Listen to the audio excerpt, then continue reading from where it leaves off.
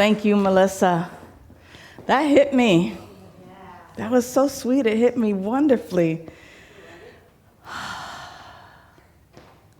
Good morning, Centers for Spiritual Living, Seal Beach. Hello, friends.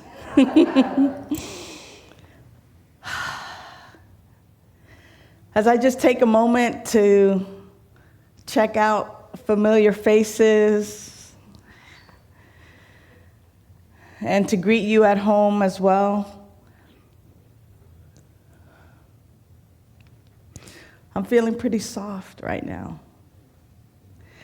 One of my practices has been to be present. And I'm not sure if you know what I mean when I'm saying to be present. Sometimes it means repeating the words that someone is saying just so that I'm there and paying attention. Because what the tendency can be is to be preparing the response, what to say, so that I can sound witty or appear kind and loving. So pretending has been one of the things that I've been putting aside, and just being present and being real more and more. And this is all going to lead into the talk. Believe me, there's a way that we've been trained as ministers to weave it all in and to make sense of it all. But I wanted to lay the groundwork out for this honesty that's necessary for the talk title. This year, Centers for Spiritual Living is looking at living out loud. And being someone who's been in the queer community for a long time, I'm very used to my flamboyant siblings being out and loud and, rainbowed out and right? Yeah? Very, very used to that. Or someone who's very, very passionate and just being out there and going, yes, this is what we stand for. And yes, those are all examples of living out loud. And yet I know that there's many of us in the community here who are saying, well, I wasn't brought up to be loud.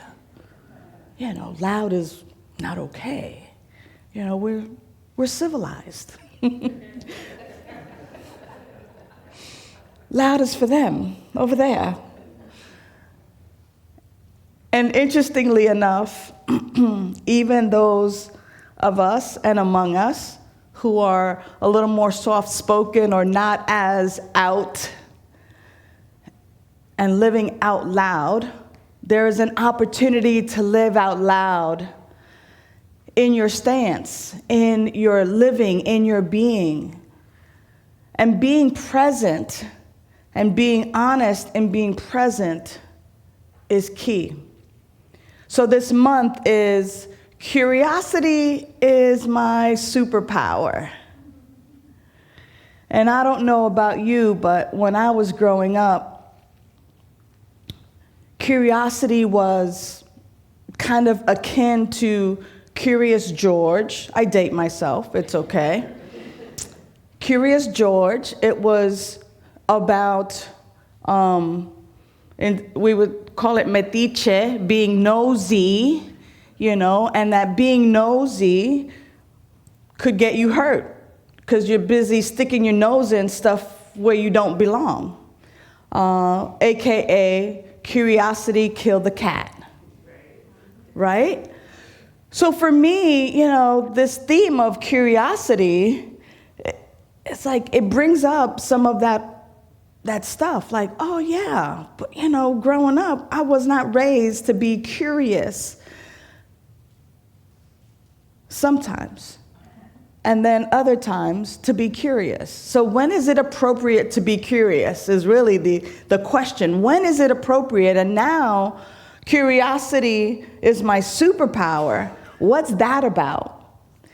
So today's topic, as we look at curiosity as my superpower for the month of February, we're now looking at what lies underneath the surface and looking at this idea of a superpower as really a spiritual practice. How is curiosity a spiritual practice?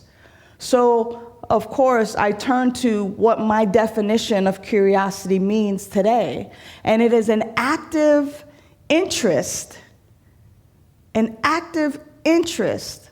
an effort to learn something that I didn't know. Now, I had gone to this seminar many years ago, and what I'm about to share with you is not my own, but it really brings to mind the point that we're uncovering this month. So, out of everything that there is to ever know, out of all that there is to ever know, what percentage do you think is the percentage of what you know that you know? So for instance, I know that I know my name, I know my height, my weight, I know that 1 + 1 = 2, right? I know that's a chair. So I need some help here. What percentage is the stuff that we know out of all that there is to be known? 0.1%, 44%, 0.0. Wow. All right. I'm going to take an average of what everyone has said. This side has been really quiet, though, too. So they might know something. So out of everything that has been said so far, let's just be generous and say something like 10% of all that there is to be known, right? Now, there's also what I know that I don't know. Like, I don't know how far it is from here to the moon. I don't know how long it's going to take me to get back home later today. Like, there's stuff that I know that I don't know. I don't know calculus. I barely know algebra. I mean, it just wasn't one of my favorite topics. I'm honest. So what percentage then, if 10% is what I know that I know, what percentage is what I know that I don't know? 82%. Right? The rest of it, right? Some might say. 10%. 10% is what I know that I don't know.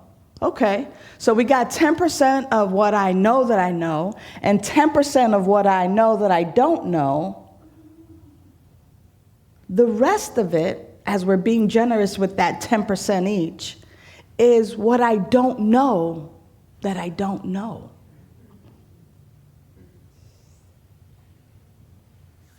That's about 80%. And we were being generous with the other. There's stuff you don't know that you don't know. You don't know that you don't know it. Like what? Exactly. My peanut gallery says, like what, for those of you at home, right? Like what? Like what is it that I don't know that I don't know? There's so much that we don't know that we don't know. And yet, just a personal question, you don't have to answer me. And yet, are you the person who walks around pretending to know what's going down and what's happening when you have no clue? That would be me, right? Like, what is that? What is that? Like, I don't know what I don't know, and yet I'm walking around life like confident. Do, do, do, do, do, do, do, do, do, do, do. Hey, I know that. Or that's such and such and such. And it's like, I don't even know. I don't even know. I think that changes with age. The older you get, the more you realize how little you know. So thank you, Bertha. Bertha is saying, and I love interactive sessions, so please feel free. And I will repeat it for those at home. Bertha says that there's this idea that it changes with age, that the older we get, we recognize we don't know a whole lot, right? We know jack diddly squat, right? I don't know that. And that it becomes a little more fashionable and okay to say, I don't know. I don't know. And with that, the point around this whole idea of there's so much that I don't know is that there's so much for us to learn and begin to comprehend and understand. If, in fact, we really applied that curiosity is our superpower.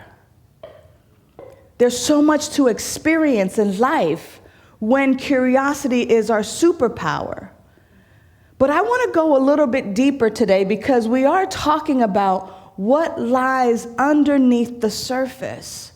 And I want to take us to this place sometimes when we're in community.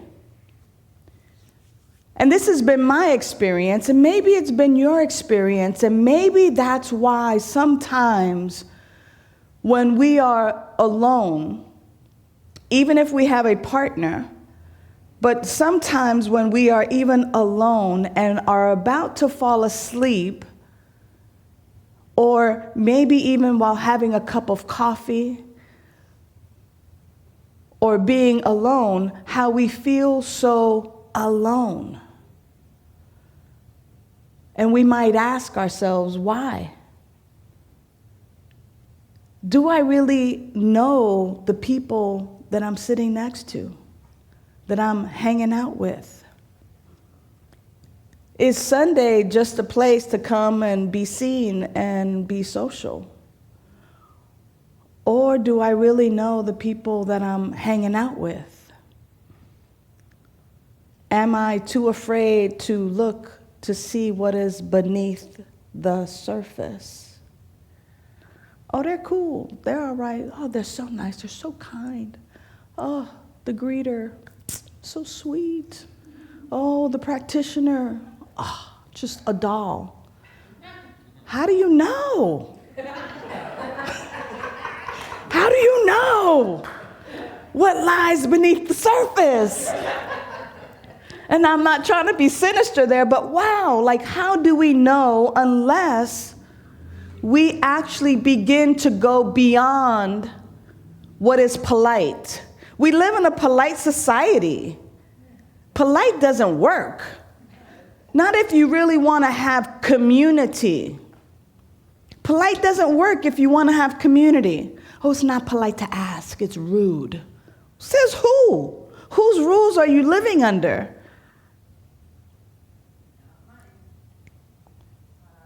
What are we looking at here? How do I really know you? Have I spent time with you outside of Sundays? Do I really know what's happening? What is this community really about? What are my communities, my families, my friends? I've done a lot of hospice work. And for many people near the end of life work, folks have a lot of regrets. Some of the things that I've heard is that no one ever really got to know me. I didn't really get to know my family, my friends. We got to hang out together and go to the basketball games or go to the movies or do certain things, but it was all quite surface. I wonder what it would be like instead of playing Cards Against Humanity, if we would actually talk about how we've been pretending, what we're afraid of, what we truly love, what inspires us, how music touches the deepest part of our souls. I wonder if we stopped pretending that we had it all together, if we could really see one another. I wonder if we were to embrace curiosity as a spiritual practice, if we could, in fact, not only learn something about ourselves, but learn something about one another. You know, Centers for Spiritual Living has been this evolution of two organizations coming together as one. And it's been about 12 years now where Centers for Spiritual Living International and Centers for Spiritual Living United, you know, and we were saying, hey, we're teaching the same stuff, we just have some basic differences. We should really be one organization. And 12 years ago, both organizations, through some work and through the insight of young people who said, wait a minute, I go over here to this religious science place and I go over here to this religious science place and y'all are teaching the same things, but y'all are different organizations. What's going on? And we should really be one. And through the insight of these young people and through lots of conversations and getting to know one another, what are the sacred cows, if you will, those things that we hold sacred that nobody wants to give up? How do we come together as one organization and thrive? How do we come together and really have our science of mind philosophy in the world in a positive way? How do we practice what we preach? And it begins with curiosity.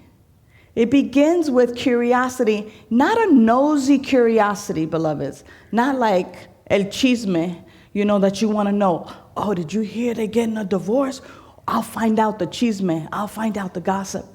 I'm curious, how are you doing? And it must be hard. What did he do? Oh, not from that place of gossip and to know, to be nosy, as I was taught growing up. But that place of genuine interest and that place of love, that's the place of curiosity that we're talking about. Like, what's up for you? What are the ways that you want to be supported? What are the things that you're ready to release and let go of?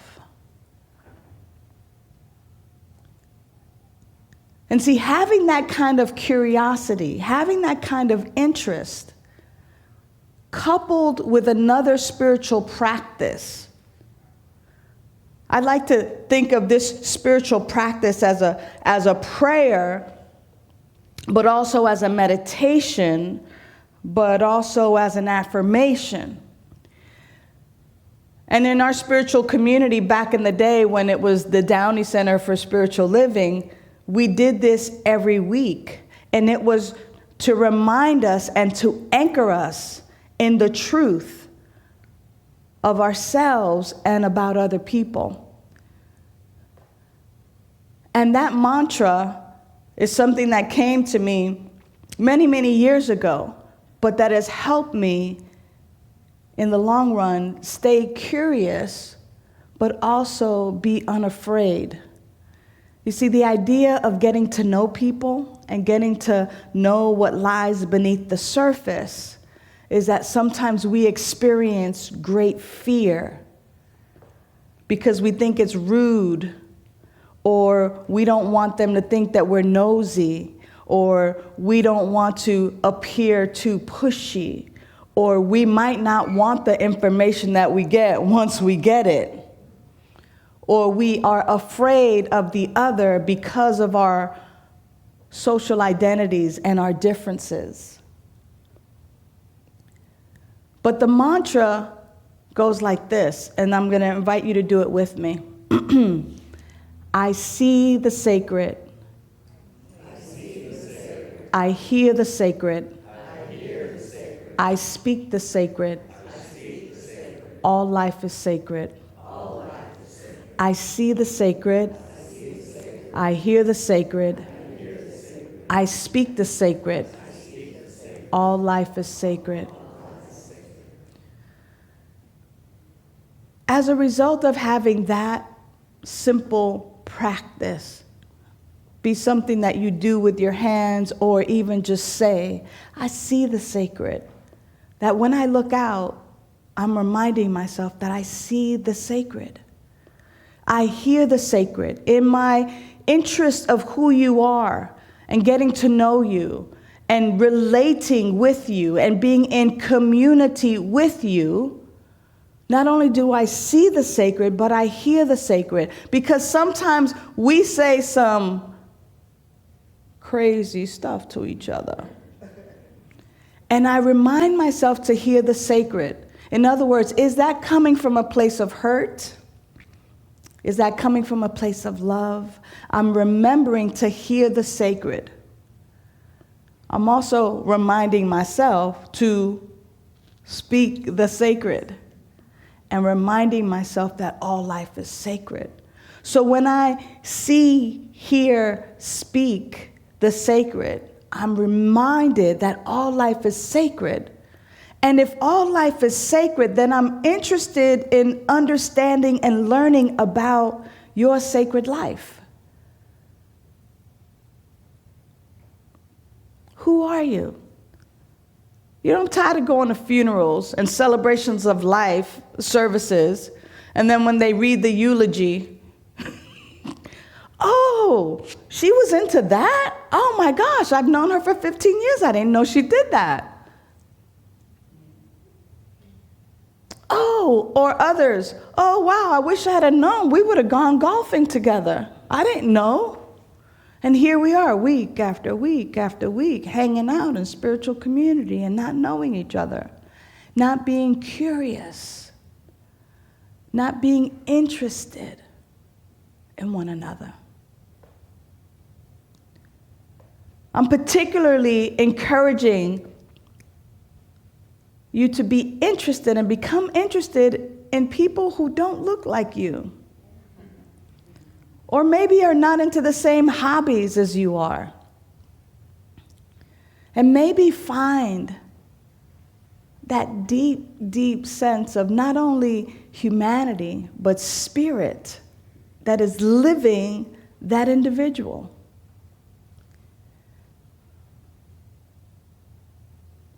It's quite interesting to have a like-minded community. And you've heard me say that I'm definitely more interested in a love-minded community where there's variety and difference and interest and curiosity, and that we get to see what's underneath the surface, that we get to be there with each other under the surface. It's time to stop being polite. It's time to crank up our interest in each other, especially if you're going to invest so much time and energy and finances into a beautiful community.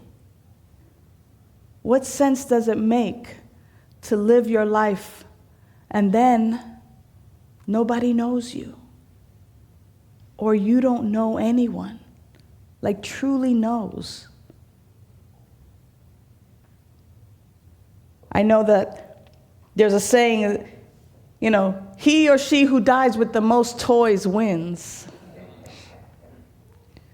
Or he or she or they who dies with the most friends wins. And I'm just really wondering how we have fallen for the popularity and the material. I'm wondering if we actually made true connections. with one another. That sense of wonder is actually quite a superpower. And it's not just to tick off the boxes. Well, this week, Melissa, I made a black friend. And next week, I'm going to make a gay friend, and a white friend, and a Latino friend, and an Asian friend, and a golfer friend. It's not to tick off the boxes as much as it is to experience the fullness. Yeah, I said it. I said that. It's more about experiencing the fullness of our life and not being afraid. What is there really to be afraid of when you are the unique, unrepeatable, magnificent, powerful way that Spirit shows up in human form? Oh, you forgot. Yeah. How about if part of that 10% is that you know because you're steeped in your spiritual practice that you are the unique and unrepeatable, magnificent, powerful way that Spirit shows up? How about when we continue to dive deep into our practices that there is then nothing to fear? And that we allow that love that is at our core. We allow that love that is our core to shine forth. I'm going to end with this. Punxsutawney Phil. You know who Punxsutawney Phil is? Who's Punxsutawney Phil?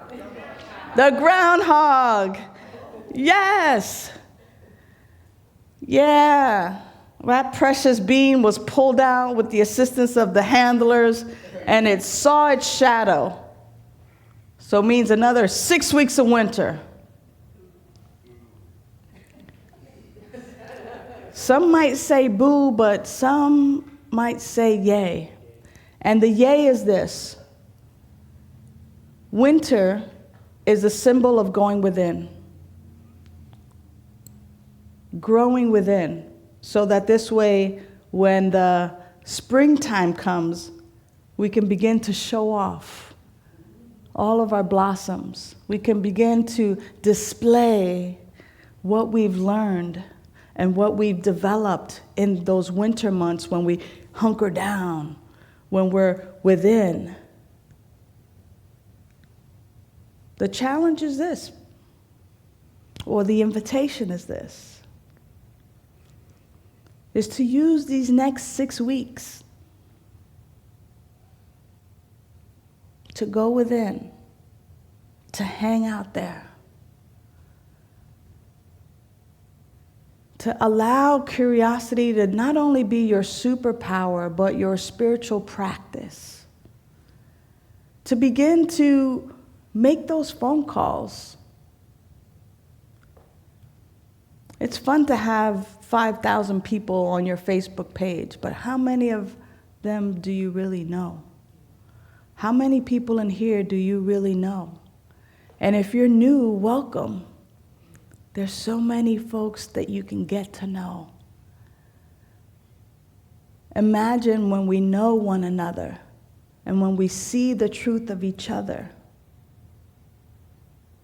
What great things this spiritual community can do, but also what great experiences we can have together.